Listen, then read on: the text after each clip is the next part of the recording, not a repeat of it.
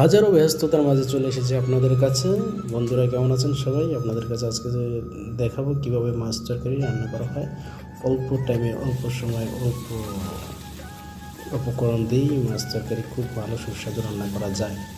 প্রথমে আমরা মাছ মনে করেন যে ভেজে নেব, কড়াইয়ের ভিতরে দিয়ে একদম করকরে মরমরে মুচমুচে, যেমন এখানে একদম খয়েরি কালার হয়ে যায় মাছ।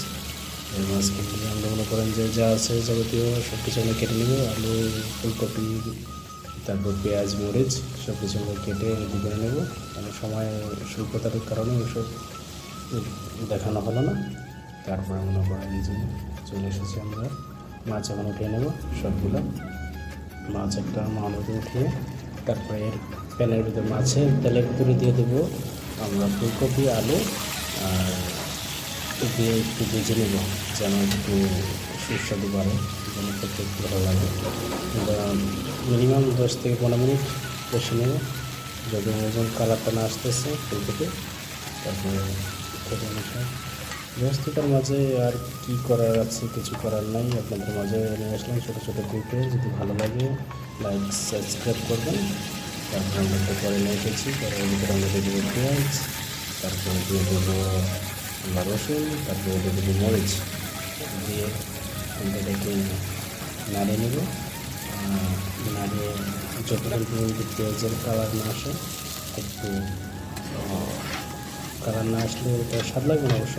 কালার দিয়ে তারপরে আমরা দিয়ে দেবো মশলা দিয়ে দেবো একদম অল্প মশলা দিই, যেন মানুষ তো এখন মশলা তেল খেতে খেতে একদম চলবে না, এলাকায় চলবে না, মনে করেন মাংস এরকম করা যাবে না। অল্প খরচে অনেক সুন্দর রান্না করা যায় যদি রান্না করার সিস্টেম জানা থাকে। তারপরে আমরা দিয়ে দেবো ভাজা ফুলকপি ছিল, ওগুলো দিয়ে দেবো আমরা একসাথে, দিয়ে মশলার সাথে মিক্স করে নেব, যেন প্রতিটা মশলা জয়েন্টে পয়েন্টে ঢুকে। তারপরে আমরা কিছুক্ষণ নাড়িয়ে নেব। নাড়িয়ে নেওয়ার পরে আমরা দিয়ে দেবো ঢাকনাতে গুলে দেবো 10 মিনিটের জন্য।